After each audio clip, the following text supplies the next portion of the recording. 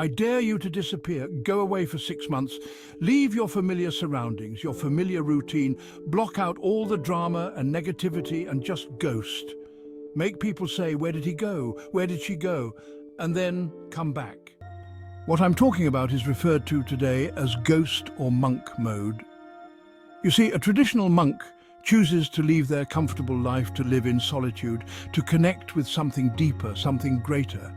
You see, they have chosen to go into solitude because it is so difficult to connect to those deeper parts of us when we're still stuck in the circus of the world. And yes, we do live in a circus, a clown show, a world of distraction where everybody wants your attention. Fun fact. Did you know it takes 23 minutes to regain focus after a distraction? It's no wonder why so many of us find it so hard to get things done today. Everybody wants to steal your attention. But have you ever wondered why? Why does everybody want your attention? Because attention is currency. And when you're focused inside, it is impossible to be sold or controlled. Because your power lies on the inside. The center of the hurricane is totally peaceful, and the center of you is total peace. But we have gotten so distracted that we believe that the noise is our natural. A shocking study done by the University of Virginia gave participants 15 minutes of peace in a quiet room with no outside stimulation. But they had the option to administer a painful electric shock to themselves. Before the study, all the participants were given a sample shock so that they knew what to expect. They all said after receiving it, they would pay money not to be shocked again. Based on this study, 67% of men preferred to get zapped over being quiet. One man zapped himself 190 times over the course of 15 minutes.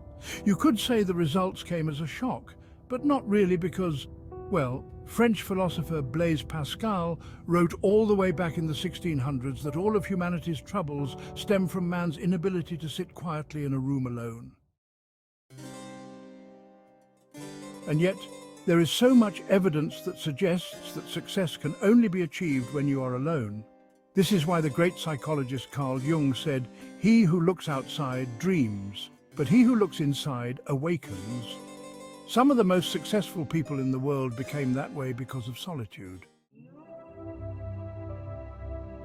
You see, there's a rule of life that says people are rewarded in public for what they spent years doing in private. Beautiful photos are developed in, well, the darkroom. See, the problem is you've been spending so much time trying to be liked, trying to fit in, that you never spent that time alone in the darkroom, which is where your power and beauty lies. You see, solitude is the main way to create success. Isaac Newton was known to retreat to his family's farm to make significant discoveries. The great Nikola Tesla would spend long periods of time in seclusion. Einstein's contribution to physics came from daydreaming and solitude. Solitude is necessary for success, because when you're in the world and you're distracted by all the thieves of your attention, you never get the time, the bandwidth to tap into your gift. This is why Lincoln said, "Give me 6 hours to chop down a tree, and I'm going to spend the first 4 sharpening the axe." See, you need to spend time in solitude so that you can sharpen your own skills. When you need a life-saving surgery done, it's just you and the doctor. They don't let Instagram in, they don't let friends in, they all can wait outside. When you're in the operating room, it's just you and the doctor. And so, if you want to operate on or save your life, it's got to be done in solitude. Now, what is monk mode? Monk mode is when you take time away from your normal routine to focus on your growth. Some people recommend 6 months. I say if you can't do 6 months, then do 66 days. Why 66 days? Because studies show that it takes 18 to 254 days to rewire the neural pathways in our brain. It's said the average time was 66 days to develop a new default response or habit. Now listen, you don't necessarily have to go to a mountain cave, but you do need to disappear and create your own cave so that you can start doing the inner work, the inner engineering to develop new habits. And so, here's the monk mode protocol. The first step in transforming your life begins here. The thing you need to do is ask yourself, what does the highest, most developed version of me look like? What do they think like? What is their level of emotional intelligence? What is their physical health? What is their mental health? You need to build a crystal clear image of what this version of you looks like and put it on paper. Because if it's not on paper, it's vapor. Now, once you write it down, you have your finish line, your target, and you're already 10 steps ahead of what most people ever get to. When I say recreational, I mean recreational. You are recreating the three pillars of your life: the mind, the body, and the spirit. You see, the triangle is the most stable geometric structure in the universe. And so, if you want to stabilize your life, then you need to focus on the mind, the body, and the spirit triangle. The first thing that you have to understand is that you are who you are because of what's gone into your mind, and you can change who you are by changing what's going into your mind. So the first step in monk mode is to remove all of the junk that is going into your mind. And since most of us are not retreating to a mountain village, we have to remove all of the toxic distractions in our environment. I know, you say, Prince, all of it? I say, yes, all of it, because imagine if I was baking brownies and I put the best ingredients in: the pasture-raised eggs, the organic flour, the butter, but I put a little bit of dog poop into the batter. Would you eat it? Probably not. So, the same thing happens with your mind. Do not allow any junk in it, not even a little bit. You don't want to be influenced by anything with a low vibration right now in monk mode. So, you must protect and deflect all the crap from going into your mind. See, this is why Betty Eady said, if we understood the power of our thoughts, we would guard them more closely. And that means friends especially. You see, anybody in your life that's a negative or neutral influence, you need to say no to them. This is a time for you to start standing on your own and grow, going into that person you were meant to be.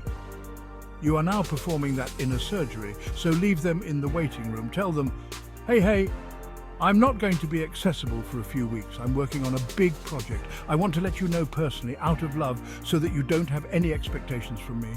I know you want the best for me, so I know you understand. Once you have created those filters and wiped your hard drive clean of all the spam that's coming in, now we have to upgrade the operating system of our mind. I believe for most people watching this, CBT or cognitive behavioral therapy, or as I like to call it, crushing bad thoughts, and it does just that. It reveals how we are making ourselves miserable with our thinking patterns, and it rewires and prevents us from doing that. To recap the monk mode protocol, we started with the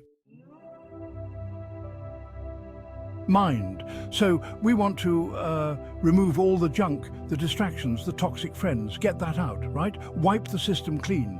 Number 2, we want to upgrade our operating system with cognitive behavioral therapy, or as I call it, crushing bad thoughts. And number 3, we install new programs, new software. We read books by experts on subjects we are passionate about. That will help us become our highest, best, most developed version of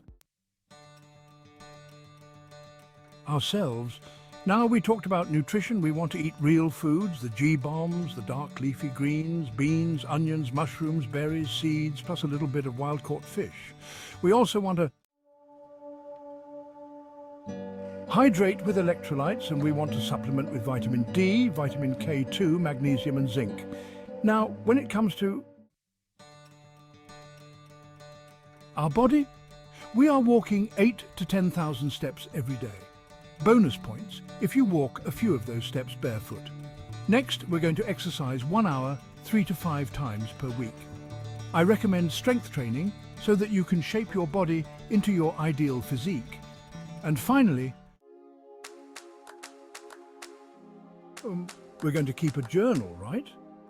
The difference between those people who achieve their goals and those who don't achieve their goals is the journal. The next pillar was spirit, right? So Every day for 1 hour, we're going to listen to a sermon or SAT sang on something that really connects with us on a spiritual level. The next thing we're going to do is focus on our awareness or our meditation practice. So we're going to sit quietly, just observing our thoughts coming and going. Very simple. If we get caught in the trap of our thoughts, we just non-judgmentally bring our attention right back to this moment, right back to our breath. And finally, we're going to implement in the world awareness practices, right? We're going to take one conscious breath every day, and we're also going to give gratitude for our meal every time we eat. So guys, that is the monk mode protocol in a nutshell. I see you there. Peace.